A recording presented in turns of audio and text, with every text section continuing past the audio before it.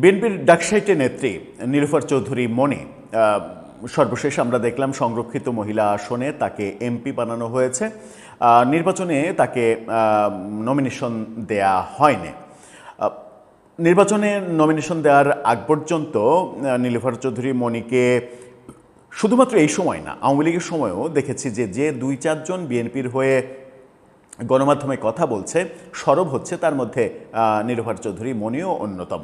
সাম্প্রতিক সময়ে তিনি বিএনপির নেতাদেরই রোষানলে পড়ছেন। রোষানলে কেন পড়ছেন কারণ জুলাই আন্দোলন, জুলাই বিপ্লব, জুলাই অভ্যুত্থান, আপনি যেভাবেই বলেন না কেন, সেটার নানা দিক এবং ইউনূস সরকারের উপদেষ্টারাই যে স্নাইপার ব্যবহারের কথা বলেছিলেন, অন্তত দুইজন উপদেষ্টার কথা তো বলতেই পারি আমরা, ব্রিগেডিয়ার শাখাত হোসেন এবং আসিফ নজরুল, তারা গণমাধ্যমে সাক্ষাৎকার দিয়ে বলেছেন জুলাই আন্দোলনের সময় স্নাইপারদের দাপট বেড়েছিল এবং স্নাইপাররা ঢুকে পড়েছিল এবং বহু মৃত্যুর কারণ এই স্নাইপারদের শট। সেটা নিয়ে নীলুফার চৌধুরী মনি একটা টক শোতে কথা বলে এবার বিএনপির নেতাদেরই বিরাগভাজন হয়েছেন। এমনকি ছাত্রদলের সভাপতি তিনি পর্যন্ত তাকে নিয়ে ফেসবুকে পোস্ট করছেন, ঘৃণা প্রকাশ করছেন। অর্থাৎ বিএনপির মধ্যেই ঐক্যের সুরের পরিবর্তে বিভাজনের সুর আমরা দেখছি মত পার্থক্যগত দিক থেকে। নীলুফার চৌধুরী কি এমন বললেন যে ছাত্রলীগের সভাপতিকে খেপে যেতে হলো? চলুন একটু নীলুফার চৌধুরীর বক্তব্য নিয়ে আলোচনা করে বোঝার চেষ্টা করি তিনি কি বললেন, যেটা বললেন সেটা ঠিক বললেন কিনা, নাকি অতিরঞ্জিত কোনো কথা বললেন বলে সমালোচনা এক ধরনের কামাই করে নিলেন। থাকবেন পলিটিক্স টিভির নিয়মিত আয়োজনে।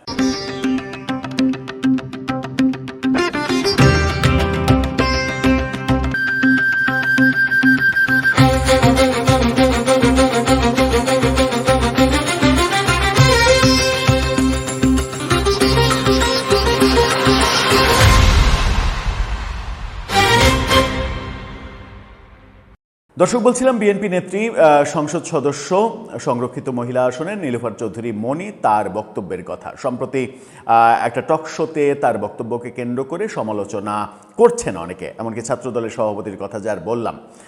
তিনি আসলে কি বলেছেন, এটা একটু আমাদের স্পেসিফিকলি জানতে হবে। আমার দেশের এই শিরোনামটা দেখে নিন। আমার দেশ বলছে জুলাই বিপ্লবকে অবজ্ঞা করে এ কি বললেন এমপি নীলুফার। একটু চমক জাগানো, একটু খোঁচা মারা শিরোনাম করার চেষ্টা করা হয়েছে। এই বক্তব্য নিয়ে সমালোচনা যখন হচ্ছে, সম্প্রতি টেলিভিশন টক শোতে তিনি বলেছেন যে জুলাই বিপ্লবের নেতৃত্ব এবং হত্যাকাণ্ডের ধরন নিয়ে তার এক ধরনের সন্দেহ রয়েছে।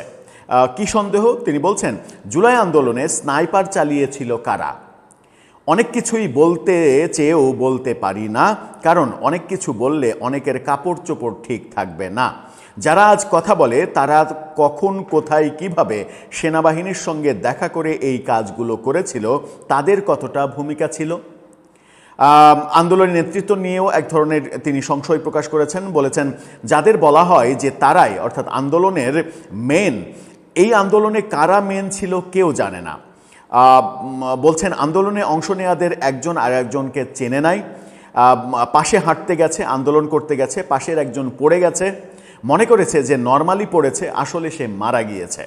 গুলিটা সামনে থেকে আসছে নাকি পেছন থেকে আসছে সেটাও জানে না। গুলির কোনো শব্দ নাই, এটা স্নাইপারের গুলি। খুবই স্পেসিফিক কথা বলেছেন তিনি। যখন তাকে প্রশ্ন করা হয় তার মানে কি এটা কোনো ডিজাইন বা ষড়যন্ত্র, জবাবে নীলুফার চৌধুরী মনি বলেন ডিজাইন তো অবশ্যই ছিল, ষড়যন্ত্র কিনা আমি বলতে পারবো না। খুবই স্পষ্ট উত্তর। তিনি বলছেন না এটা ষড়যন্ত্র, তিনি বলছেন যে এটা অবশ্যই ডিজাইন ছিল। ডিজাইনের কথা স্বয়ং ডক্টর ইউনূস তিনিই তো স্বীকার করেছেন যে মেটিকুলাস ডিজাইনে করা হয়েছে। সুতরাং নীলুফার চৌধুরী মনি যদি এটা বলেন তাহলে ছাত্রলীগের সভাপতি এটাতে রাগ করছেন কেন, সেই প্রশ্নও তো আসতে পারে। তিনি আরও বলছেন যে কারা মারল কেউ জানে না, সামনে কোনো পুলিশও নেই, পুলিশের গুলি হলে তো সামনেই হতে পারে কোনো বাসা থেকে টার্গেট করে, ওপরতলা থেকে টার্গেট করে হয়তো গুলি করা হয়েছে। আমার নিজের কাছে অনেক প্রশ্নের উত্তর নাই। এর আগেও মানে ওসমান হাদি নিয়ে ওসমান হাদিকে গিনিপিগ বানানো হয়েছে, তার ব্যাপারে গিনিপিগ এই শব্দটা উচ্চারণ করেছিলেন, তখনও তাকে নিয়ে সমালোচনা হয়েছিল। সেই বক্তব্য সামাজিক যোগাযোগ মাধ্যমে ভাইরাল হয়েছিল, সেটা নিয়ে সমালোচনা করেছিলেন অনেকে। কারণ হাদি নিয়ে কথা বললে যারা হাদির ভক্ত কিংবা কেউ কেউ ট্রল করে বলেন হাদির উম্মত, যদিও আমি সেই শব্দগুলো ব্যবহার করতে চাই না, কারণ ওইগুলো ধর্মীয় সেন্সিটিভ শব্দ, সেগুলো ব্যবহার করা উচিত না। তাদের একটু মানে হাদির ভক্তদের একটু লাগারই কথা। ভাইরাল ওই ভিডিওতে একটি টেলিভিশন চ্যানেলের টকশোতে তিনি বলেছিলেন যে হাদিকে আমার কাছে এই মুহূর্তে একটা বেশ গুরুত্বপূর্ণ গিনিপিগ ছাড়া আর কিছুই মনে হয় নাই।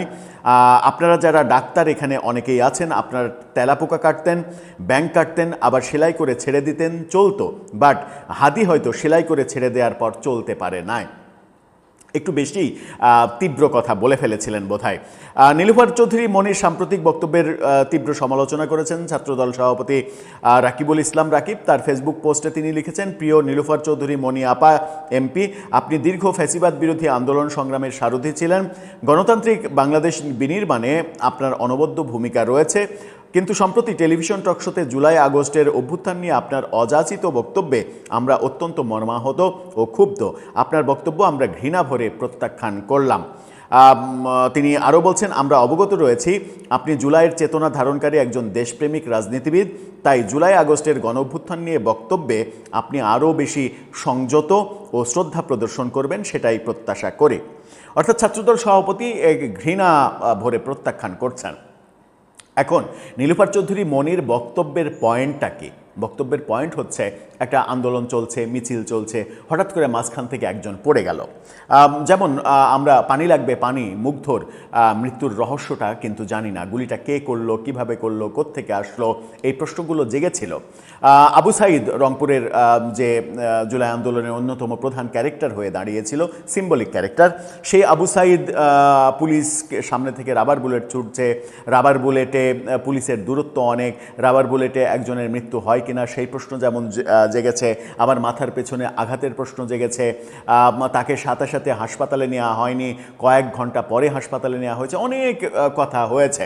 মাথায় আঘাতটা কে করলো, মাথায় রক্তক্ষরণ কেন হলো, কিভাবে হলো, এই প্রশ্ন অনেকে তুলেছেন।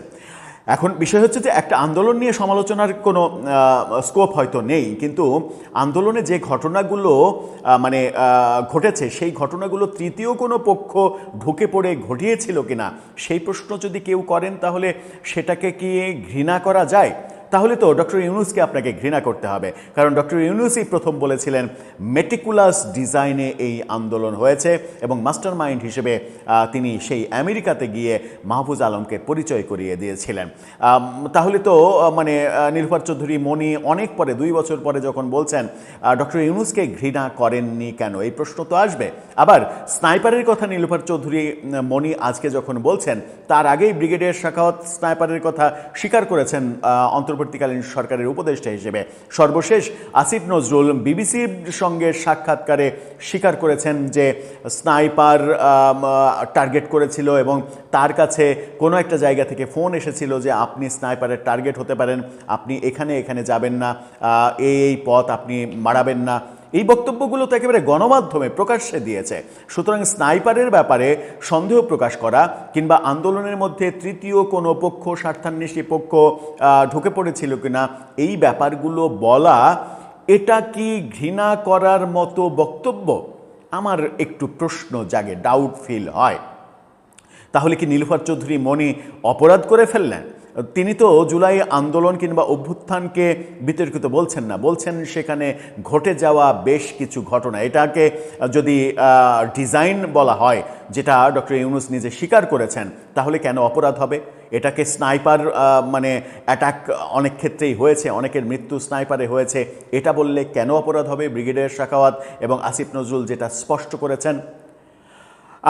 সব মিলিয়ে মানে জুলাই আন্দোলনের 2 বছর পূর্তি যখন ঘটা করে পালন করা হচ্ছে বিভিন্ন পক্ষ থেকে, তখন এই প্রশ্নগুলো নতুন করে সামনে যখন আসছে, তখন এটা অন্তত বলা যায় যে এই প্রশ্নগুলো কখনোই মৃত হবে না, এই প্রশ্নগুলো মারা যাবে না, এই প্রশ্নগুলো আরও বেশি উজ্জীবিত হবে, দীর্ঘায়িত হবে এবং ভবিষ্যতে এই প্রশ্নগুলোর সমাধানের উদ্যোগও হয়তো কখনো হতে পারে।